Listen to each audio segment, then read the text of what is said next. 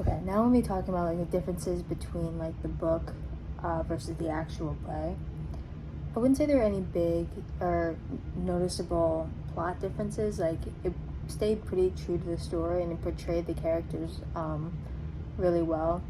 I think with any book versus play, a book lets you leave it up to your own interpretation, whereas a play or any like visual form of art, it lays it out clearly for you. The interpretation is done for you.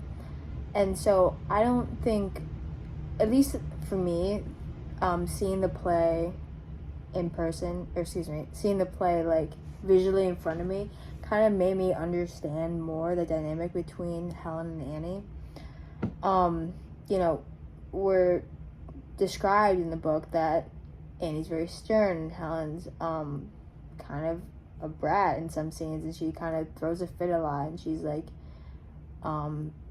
very touchy because that's how she communicates. And I don't think I really understood that until I saw it firsthand. She's grabbing at things, she's grabbing at your face, and that's her way of like emphasizing, with the ability of language with everyone else, you can emphasize how you're feeling or express your emotions through raising your voice or facial expressions. But that's not something that Helen ever got to learn. She can't really see facial expressions to know, like she can know that like nodding your head means yes, but she doesn't know facial expressions in the sense that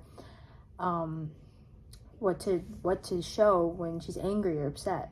The only thing she can do is become more or less aggressive with how she interacts with the world through touch. And I think putting that in the visual sense really helped me better understand like how she interacts with the world and what Annie had to deal with. Like there's a lot of scenes, not just in the scene that we showed, where there's a lot of almost aggression, but there's a lot of like there was a lot of fight scenes between Annie and Helen, and it just kind of through the visual work helped emphasize that.